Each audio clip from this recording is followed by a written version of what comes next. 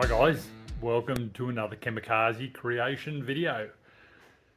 Back in the shed, still working on the old girl. Been making some good progress in the last few weeks, which is excellent. This new front end is coming together. You can see here on one side I've got the spring and coil back in, starting to pull it all together. I'm just sort of nipping everything up because I want to replace all the bolts in the main areas. Bought a lot of new nylock nuts and the like, and it's come together quite well. So I've still got to do the other side there. Over in the corner there, you can see the dead one. That's the one I took out, and this one's going to be nice and new and suit that new motor that I'm building up. And it's going to be great to do this assembly because I've never done that before. Built the motor in the front end and slipped it back up through the engine bay from the bottom side. I'm sure once I do it once, it's going to be the way I'm going to be keen to do things, because it seems so much easier. I'll show you where I'm at with the engine. It hasn't changed a lot, and I'll continue on with putting this front end together. Anyway, I'll show you what I'm up to. So the old front end looks a little bit worse for wear, all stacked up there. As I said before, these top control arms were the only thing I really didn't do on this before, or the main mounting areas, those bushes and the like. And I was still running that old steering box, which was fine, reasonably tight. But a lot of this gear, especially that steering box or steering rack, I'll probably send that back up to Peter Nash. He did my new one for me, and I'll send this one up and get a bit of work done. If you don't know Peter, or you haven't seen him, you should have. Get on any of the Torana pages and you'll see Peter there, and he does some really good work. Specialises in Toranas, and I'd love to have a lot more of his gear on my car. A bit more of a close-up over here. This has come together quite well, so I'm just about to take the sway bar off this. I need to buy new U-bolts, but I'll stitch it on. So I'm mainly pulling this apart to get those U-bolts so I can go down and buy some new ones. And then I had this painted ages ago, so it's the same size sway bar, just painted in red, and I'll fit that one up to this front end. The front end's been coming along really nicely. I've still got a little bit to do, get the hubs back on and things like that.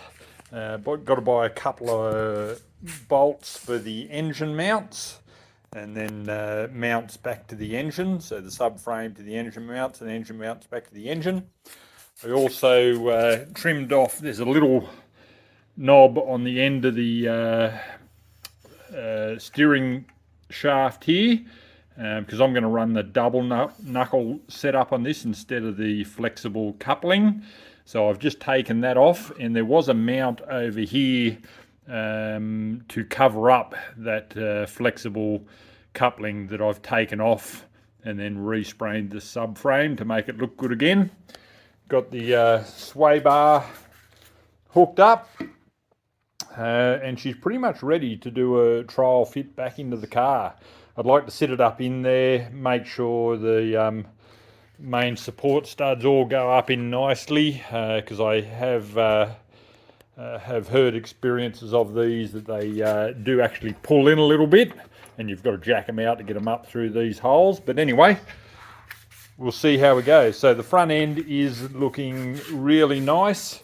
Nice to have a brand new front end, all new rubbers, bushes, mounts, everything, you know. And most of the nuts and bolts I've replaced, and if I haven't replaced the bolt, I've basically gone down and got a nylock nut to go onto it.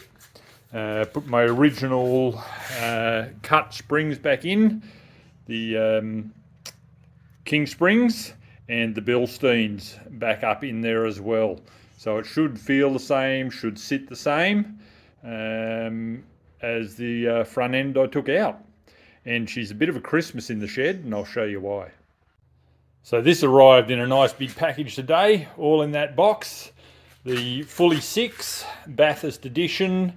I think it was a 44cc. We took it out to the head, and I got it supplied with just the outer springs at this stage, and Adam left off a couple for me here so I can just check the valve clearance on the bores, because it is a 173 that it's going onto, so a little bit smaller bore than the 202, and it's been decked down a fair way.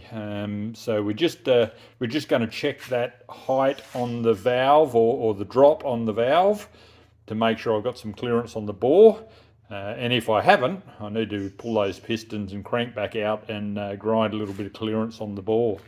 So they're the extra lot of springs sitting here. I've got some head studs, got some rocker studs over here, and I'm running a set of Terra roller rockers. These aren't actually the ones we wanted to run, but because of the old Ukraine crisis, there's a bit of a shortage of aluminium apparently, and we couldn't get the top level Terra roller rockers that we wanted to get, but these will do.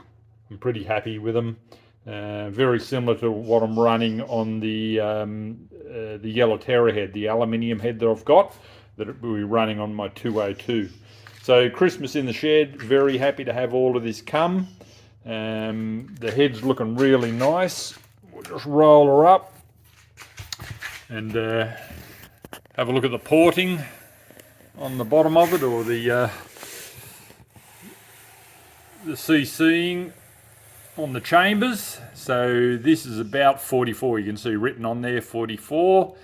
So we're running about a 44C chamber on it. If you've watched my videos or you've seen my 202 build, that original Yellow Terra head that I bought was about a 72cc chamber, so much bigger for the forced induction that I was running, but I even found it a little bit big anyway, because it was on the 173, and found the comp was way too low. I think I was down to about a 7.5 to 1. I think more like the 7.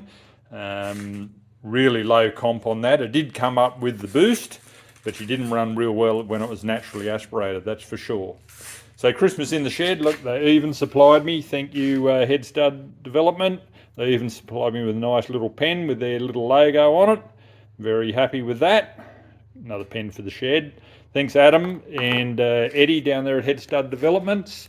Really good people to deal with. Adam was very good. Obviously he's been following my YouTube channel, because he knew me straight up from my first email, and was only too happy to help me with this. Helped me out with a lot of specs based on the engine and the cam that'll be in this little 173. And when I originally bought that Bathurst, Yellow Terra head, I waited nearly 6 months to get it.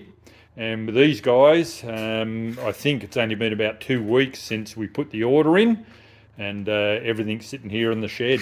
So pretty happy with that. I've just whacked a head gasket on there and lifted the head over onto the block. And the thing I've got to check here, I have noticed that the valves definitely hit before they get all the way down to the bottom. It's just the amount of movement I've got in that valve, or lift on the cam to push the valve down. I've just got to check that against the movement that I've got here in its from its closed position to its open position. So not good with that sort of stuff, haven't done a lot of that, but I'll do a little bit of research and work that out and make sure everything's good, so that head can mount on there without the valves hitting the bore, because that would be a little bit devastating. So that's where we're at this stage, guys. Looks really good, really happy to have that, and it should move forward pretty quickly from here. So guys, really happy with the progress on this little 173, which has started out as a video series on the 202 build, which has just got so long in the teeth. And it will happen, but I want to get this UC running again. As I said, the 202 will most likely go in my LH Torana now. And this 173 will run as a standard aspiration. It'll still be a hot little motor. I think it should go really well. Big thanks to Adam and Eddie down at HSD for getting this head to me so quick. And the last link in the chain for this is a new distributor. I've got everything else except a distributor. So I have been talking to a company, I think it's called Performance Distributors or something like that, but I'll tell you more about that. And I've just committed to a new distributor. It's again, everything with car building is expensive, and it's a pretty expensive little item, but a completely rebuilt. They make all of the components in Australia and build their own distributors, and it's tuned to the motor. So they want all the motor specs, cam, compression ratios, and things like that, and they will build the distributor to the specs of my motor. It's about $700 or $800 for that. But anyway, it'll all be good, and I'll tell you a bit more about that as it progresses. About 2 weeks, they reckon, is the lead time from when I pay. So anyway, guys, thanks for watching. Loving this little motor and loving the progress I'm making in the shed. Take care.